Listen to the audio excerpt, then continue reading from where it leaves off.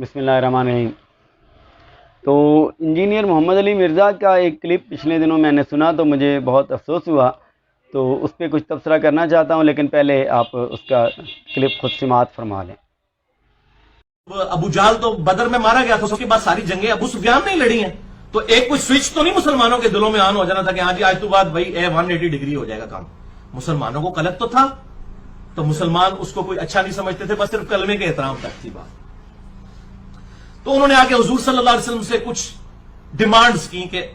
اس طریقے سے مسلمانوں کے دلوں میں میرے لیے محبت آ سکتی ہے۔ اس میں سے ایک ڈیمانڈ یہ تھی کہ میرے بیٹے معاویہ کو اپنا منشی رکھ لیں۔ یہ کاتب وحی کہتے ہیں، اینج رکھایا گیا جی کاتب وحی اور راوی ہاں جی، سب سے پہلے تو میں یہ آپ نے نوٹ کیا ہوگا یا غور فرمائیں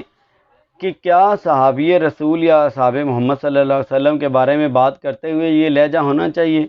تو میں نے پہلے بھی دیکھا ہے کہ محمد علی مرزا کا جو اولیاء کرام یا علماء کرام کے بارے میں انداز ہوتا ہے وہ بڑا جو ہے وہ مزاحیہ سا اور حد تک آمیز اور توہین آمیز، اور جیسے ان کو پتہ ہی نہیں تھا یہ دین کا پہلا کہ ڈائریکٹ کوئی نبی پاک صلی اللہ علیہ وسلم کا شاگرد بن کے آ گیا ہے۔ تو جو اصحاب رسول ہیں وہ براہ راست فیض یافتہ ہیں رسول اللہ صلی اللہ علیہ وسلم سے، ان کے بارے میں بات کرنے کا یہ انداز پہلے تو بات کو جو اعتراض ہے جو بحث ہے وہ الگ موضوع ہے، اس پہ بھی ہم بات کریں گے، لیکن آپ یہ انداز دیکھیں کہ حضرت امیر معاویہ رضی اللہ تعالیٰ عنہ اور حضرت ابو سفیان رضی اللہ تعالیٰ عنہ ان کے بارے میں اس کا انداز کیا ہے، کس قدر حد تک کا میز انداز ہے۔ اب باتیں اس نے جو سوال اٹھائے ہیں، اب ایک تو یہ کہ یہ کہہ رہا ہے جی کہ حضرت ابو سفیان رضی اللہ تعالیٰ جب اسلام لائے تو لوگوں کو جو ہے وہ کوئی قلق تھا، وہ رنج تھا ان کی پرانے اسلام کے دشمنی۔ تو دیکھیں اس میں کوئی ہر ایک جانتا ہے مسلمان کہ اسلام سے پہلے جو بھی لوگ تھے جنہوں نے مخالفت کی، خود حضرت عمر رضی اللہ تعالیٰ عنہ حضور پاک صلی اللہ علیہ وسلم کو قتل کرنے کے لیے تلوار لے کر آ رہے تھے، لیکن کیا آج ہم کہیں گے جی حضرت عمر کو نعوذ باللہ کوئی برا کہہ سکتا ہے؟ تو اسلام سے پہلے جو بھی عمل ہے کسی صحابی کا، اسلام لانے کے بعد وہ سارے اس کے گناہ دھل جاتے ہیں، وہ سارے ختم ہو جاتے ہیں۔ خود نبی پاک صلی اللہ علیہ وسلم کی حدیث ہے، اور بے شمار جو غیر مسلم جب وہ کفار اسلام لاتے تھے تو وہ اپنے گناہوں کا ذکر کرتے تھے کہ جی ہم نے یہ کیا، ہم نے یہ کام کیا، ہم نے فلاں برائی کی، آپ کی مخالفت کی۔ تو حضور فرماتے تھے کہ جب اسلام قبول کر لیا تو آدمی کا اسلام لانا پچھلے سارے گناہ ختم کر دیتا ہے۔ تو اب ابو سفیان رضی اللہ تعالیٰ عنہ نے جب اسلام لے آئے فتح مکہ کے موقع پر، تو اس کے بعد آپ یہ اعتراض ان پر اٹھا رہے ہیں کہ جی انہوں نے اسلام کی مخالفت کی تھی، ساری جنگوں میں آئی تھی، جو کام بھی کیے تھے، جب اسلام قبول کر لیا تو ظاہر ہے اس کے بعد وہ سارے جو ہے وہ معاملات جو ہیں وہ ختم ہو گئے۔ تو ایک تو یہ تمیز یا ادب ہونا چاہیے کہ جو آدمی جو اسلام قبول کر لیا جس نے، اس کے پچھلے کاموں یا گناہوں یا غلطی یا اسلام مخالفت کی بنیاد پر اس کو طعن و تشنیع کا یا نفرت کا یا حقارت کا باعث نہیں سمجھنا چاہیے۔ تو ابو سفیان کے حوالے سے ایک تو یہ بات ہے۔ دوسرا، قرآن پاک واضح ہمیں فرماتا ہے لا یستوی منکم من انفق من قبل الفتح وقاتل اولئک اعظم درجۃ من الذین انفقوا من بعد وقاتلوا وکلا وعد اللہ الحسنی۔ یہ سورۃ الحدید کی آیت میں نے تلاوت کی ہے۔ اس میں اللہ تعالیٰ فرماتے ہیں کہ یہ ظاہر ہے جنہوں نے فتح مکہ سے پہلے اسلام قبول کیا اور نبی پاک صلی اللہ علیہ وسلم کے ساتھ مل کر جہاد کیا، وہ لوگ اور پھر جنہوں نے فتح مکہ کے بعد اسلام قبول کیا اور جہاد کیا، وہ برابر نہیں ہو سکتے۔ تو یہ تو ظاہر بات ہے جو فتح مکہ سے پہلے کے ہیں، اسی طرح جو بدر سے پہلے کے صحابہ ہیں ان کا درجہ اور ہے، صلح حدیبیہ سے پہلے والے صحابہ کا درجہ اور ہے، اور فتح مکہ سے پہلے جو ایمان لائے ان کا درجہ اور ہے، فتح مکہ کے بعد ایمان لانے والوں کا درجہ اور ہے۔ لیکن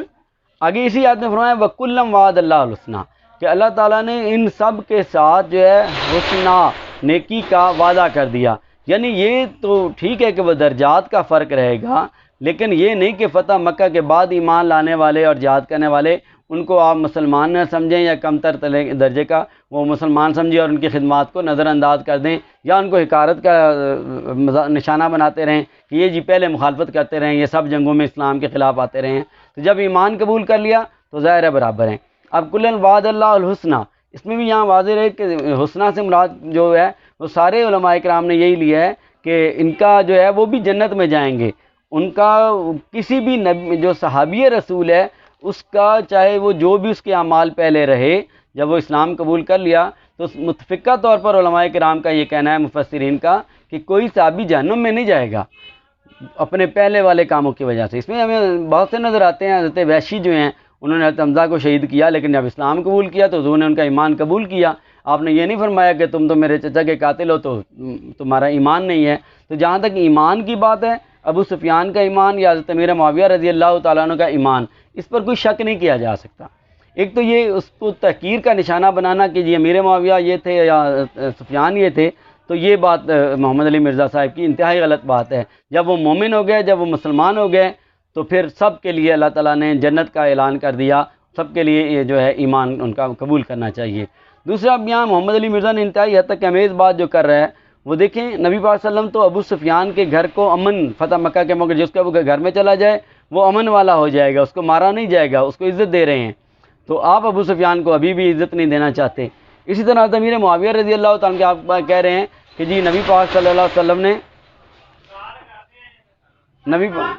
نبی پاک صلی اللہ علیہ وسلم کے پاس ابو سفیان آئے اور انہوں نے ابو سفیان کو کہا کہ جی نبی پاک صلی اللہ علیہ وسلم کو ابو سفیان نے فرمایا کہ یا رسول اللہ میرے جو ہے ہمیں ہمارے گھر کو عزت دیں، ہمارے لیے عزت، تو آپ یوں کریں کہ جی میرے بیٹے کو اپنے پاس۔ اب جو لفظ یہاں آگے انجینئر محمد علی مرزا نے کہا کہ اس کا انداز آپ دیکھیں جی کوئی منشی رکھ لیں، یعنی وہ سمجھ رہا ہے کہ منشی جیسے ہمارے یہاں آڑت پہ کوئی منشی ہوتا ہے یا دکانوں پہ منشی ہوتا ہے، کوئی اس ٹائپ کا منشی ہے۔ بھائی پہلی بات تو یہ ہے کہ تمام علماء کرام نے، تمام مفسرین نے، محدثین نے، سیرت نگاروں نے، جن میں ابن کثیر نمایاں، ابن حجر ہیں، سب نے کہا کہ نبی پاک حضرت امیر معاویہ جو ہیں وہ حضور پاک صلی اللہ علیہ وسلم کے کاتب وحی تھے۔ امام احمد بن حنبل رحمۃ اللہ علیہ کا کہنا ہے کہ جس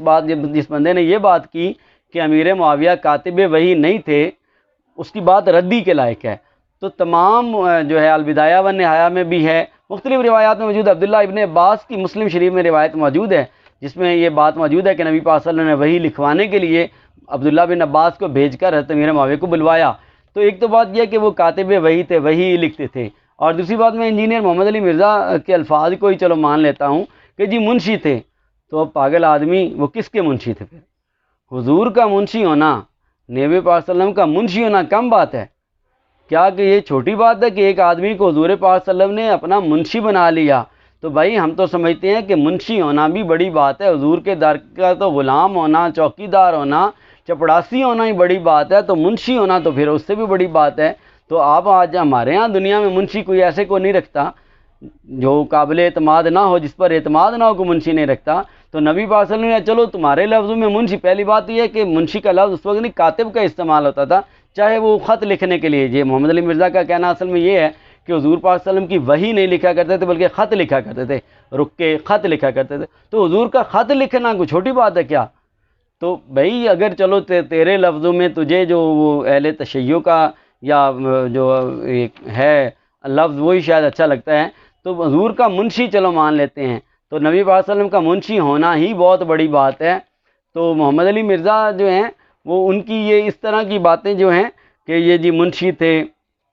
تو نبی پاک صلی اللہ علیہ وسلم جب ایک تو ابو سفیان کے بارے میں جب ایمان لے آئے تو ایمان قبول ہے۔ اس طرح امیر معاویہ رضی اللہ تعالیٰ عنہ جو ہیں وہ اگر منشی بھی ہیں تو بھائی ہمیں تو یہ ہمارے بھی سر کا تاج ہیں کہ چلو حضور نے ان کو اپنا منشی بنایا۔ حضور نے جو خط لکھواتے تھے تو کیا خط لکھوانا جو ہے وہ کسی ایسے آدمی سے ہو سکتا تھا جس پر اعتماد نہ ہو، جو آپ کو محبوب نہ ہو، جو آپ کو پیارا نہ ہو، جس پر اعتماد نہ ہو، جس کو آپ اچھا نہ سمجھتے ہوں، جس کے دل میں، جس کے بارے میں نعوذ باللہ کوئی بغض ہو یا دعوت ہو؟ کیا ایسے آدمی کو منشی آپ بنا لیں گے؟ کوئی بھی نہیں بنائے گا۔ تو حضور نے اگر منشی بنا لیا ہے تو کم از کم یہ تو مان لو کہ پھر حضور پاک صلی اللہ علیہ وسلم کو اعتماد تھا۔ تو محمد علی مرزا صاحب کو چاہیے کہ نبی پاک صلی اللہ علیہ وسلم اپنی جو علمیت جھاڑنے کے، میں نے اس کی بہت کلپ سنے ہیں، میں اس کا کسی حد تک متقد بھی رہا ہوں کہ کچھ باتیں اچھی کرتا رہا ہے یہ، لیکن اس کا جو لہجہ ہے، اس کا انتہائی بدتمیزی کا انداز ہے، تو یہ اس کو خیال کرنا چاہیے کہ ابو سفیان رضی اللہ تعالیٰ عنہ صحابی رسول ہیں، حضرت امیر معاویہ صحابی رسول ہیں، وہ جب ایمان قبول کر لیا انہوں نے تو ان کا احترام ہم پر واجب ہے۔ تمام صحابہ جو ہے نبی صلی اللہ علیہ وسلم کا جیسے فرمان ہے کہ صحابہ میرے صحابی ستارے کے مانند ہیں، تو ہر صحابی چاہے وہ فتح مکہ سے پہلے ایمان لایا، چاہے وہ فتح مکہ کے بعد ایمان لایا، وہ ستارے کے مانند ہیں، ان کا ادب کرنا چاہیے۔ اور اگر آپ کو کوئی علمی طور پر اعتراض ہے، یہ میں ذاتی طور پر سمجھتا ہوں کہ اگر کسی آدمی کو کسی عمل پر اعتراض ہے تو وہ علمی بحث کر سکتا ہے، لیکن اس کے لیے انداز، ترتیب۔ محمد علی مرزا صاحب اپنے باپ کے بارے میں بھی، اپنے کسی بڑے کے بارے میں اس لہجے میں بات کرنا پسند کریں گے؟ تو صحابہ کرام کے بارے میں تمیز کے دائرے میں رہ کر، آداب کے دائرے میں رہ کر بات کرنی چاہیے۔ شکریہ۔